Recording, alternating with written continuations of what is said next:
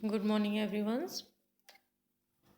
BSc part second paper third chemical equilibrium के continuous में study करेंगे आज हम। Free energy change in a chemicals reactions, want of isotherms, रासायनिक अभिक्रियाओं में मुक्त ऊर्जा परिवर्तन या वॉन्ट ऑफ समताप। किसी केमिकल रिएक्शन में होने वाले फ्री एनर्जी में चेंज को वॉन्ट ऑफ द्वारा कैलकुलेट किया जाता है, अर्थात रिएक्शन में होने की दिशा को डिटरमाइन किया जाता है। किस तरह से हम रिएक्शन की डायरेक्शन को डिटरमाइन करते हैं।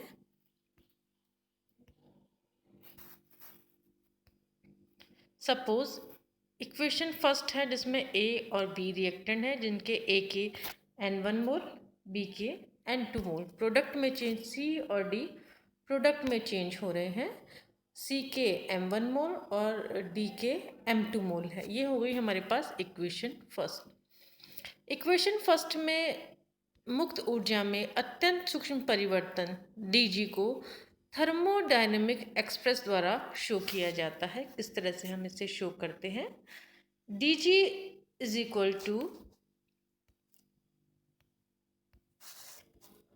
Minus S T S into D T plus V into D P. ये हमारे पास हो गई इक्वेशन सेकंड, जहाँ एस क्या है, एस है एंट्रोपी, वी है टोटल वॉल्यूम, डी टी है change in temperature, D P है चेंज इन प्रेशर। यदि इक्वेशन सेकंड है वो कांस्टेंट टेम्परेचर पर होती है, यानी कांस्टेंट टेम्परेचर यानी टेम्परेचर में कोई चेंज नहीं होगा। D T is equal to zero. Equation second में डी टी अगर हम ज़ीरो रखते हैं तो हमारे पास इक्वेशन हो जाती है D G is equal to V into D P. ये हमारे पास हो गई इक्वेशन थर्ड। हम सभी जानते हैं आइडियल गैस इक्वेशन होती है P V is equal to R T. V की वैल्यू हम यहाँ से निकाल लेते हैं, V is equal to R T upon P. ये हमारे पास हो गई इक्वेशन फोर्थ। अब इक्वेशन फोर्थ से वॉल्यूम की वैल्यू इक्वेशन थर्ड में पुट करने पर जो इक्वेशन आएगी हमारे पास वो इस तरह से होगी, D G is equal to R T into D P upon P. ये हमारे पास हो गई इक्वेशन फिफ्थ। अब इक्वेशन फिफ्थ है उसका हम इंटीग्रेशन करते हैं, D G is equal to R T D P upon P. तो जो हमें वैल्यू मिलती है वो होती है डी जी का इंटीग्रेशन हो गया G, R T D P upon P का हो गया L N P plus C, जहाँ सी क्या है, सी है इंटीग्रेशन कांस्टेंट जिसकी value P is equal to 1 atmosphere रखकर डिटरमाइन कर सकते हैं। सपोज C है इंटीग्रेशन कांस्टेंट को हमने मान लिया जी नॉट। जी नॉट क्या है वहाँ, standard state of free energy. तो हमारे पास ये इक्वेशन हो जाएगी, जब हम C की जगह जी नॉट की वैल्यू पुट करते हैं तो G is equal to G not plus R T into L N P. ये हमारे पास हो गई इक्वेशन सिक्स। सी डी की स्टैंडर्ड स्टेट में फ्री एनर्जी ए बी और सी डी की जी ए जी बी जी सी और जी डी है। ए बी सी की आंशिक दाब P A P B P C P D है। पर फ्री एनर्जी जो इक्वेशन सिक्स हो जाएगी वो इस तरह से होगी, N1 into G A is equal to N1 G A naught plus N1 R T L N P A. ये हमारे पास हो गई इक्वेशन सेवन। इसी क्रम में N2 into G B is equal to N2 into G B not plus N2 R T into L N B P. ये हमारे पास हो गई equation six, sorry eight. Next हो गई M1 G C is equal to M1 G C naught plus M1 R T into L N P C. ये हो गई हमारे पास इक्वेशन नाइन्थ। इसी क्रम में M2 into G D is equal to M2 into G D naught plus M2 into R T into L N P D P. ये हो गई इक्वेशन। इक्वेशन है हमारे पास N1A प्लस N2B, प्रोडक्ट में चेंज हो रहे हैं M1C प्लस M2D। ये हो गई हमारे पास इक्वेशन 11। तो इक्वेशन जो 11 है, 11 के लिए फ्री एनर्जी क्या होती है? डेल्टा जी को हम कैलकुलेट करते हैं। किस तरह से कैलकुलेट करते हैं हम?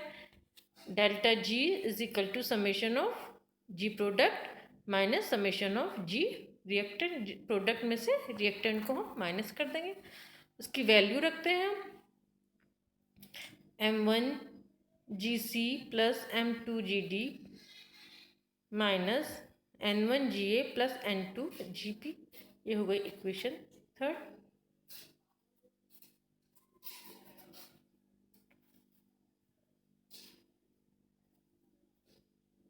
नेक्स्ट है delta G is equal to M1 G C dot plus M2 G D not minus N1 G A not minus N2 G B not plus R T L N P C M की power M1 P M P D की power M2 upon P A की power N1 upon P B की power N2। तो delta G की जो value आ जाएगी वो delta G not plus R T L N P C की power M1 into P D की power M2 upon P A की power N1 upon P B की पावर N2। यदि ये वाली रिएक्शन वो साम्य अवस्था में हो तो इक्वेशन हो जाएगी N1 plus N1A plus N2B plus M1C plus M2D। तो इक्वेशन 14 है, उसमें डेल्टा जी की वैल्यू हो जाएगी 0, क्योंकि जो इक्वेशन है वो क्या है? इक्विलिब्रियम में हो। तो इक्वेशन 14 हो जाएगी हमारे पास delta G not plus R T L N P C की पावर M1 पी डी की पावर M2 पी ए की पावर N1 पी बी की पावर N2। ये होगी इक्विलिब्रियम में। डेल्टा जी नॉट यहाँ से वो इस तरह आ जाएगा, इस तरफ आता है तो इस जी नॉट की वैल्यू नेगेटिव हो जाएगी।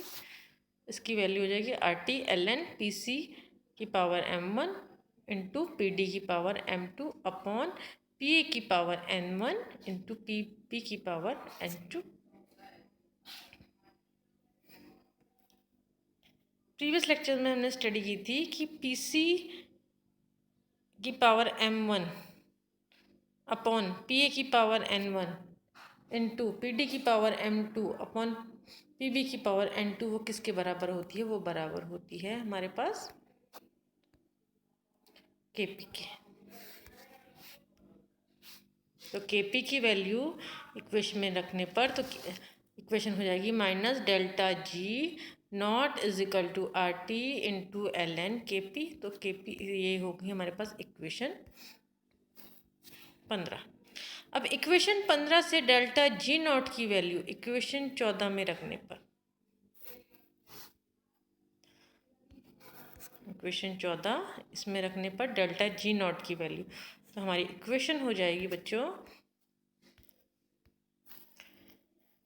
Delta G is equal to minus R T L N K P plus R T into L N P C की power N1 upon P A की power N1 into P D की power M2 upon P B की power N2।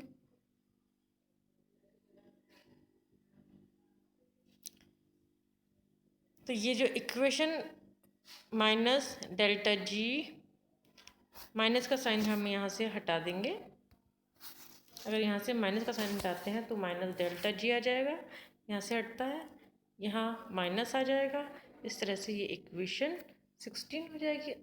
Equation 15 और equation 16 और equation 16 वो क्या show करती है? वो करती है वांट ऑफ आइसोथर्म इक्वेशन को रिप्रेजेंट करती है। अगर एग्ज़ाम में एक नंबर का क्वेश्चन पूछा जाता है तो इक्वेशन 15 लिख देना या इक्वेशन 16 लिख देना। और अगर आप लोगों के लॉन्ग क्वेश्चन में पूछा जाता है तो वांट ऑफ आइसोथर्म इक्वेशंस को पूरी ड्राइव करना होता है। Thank you.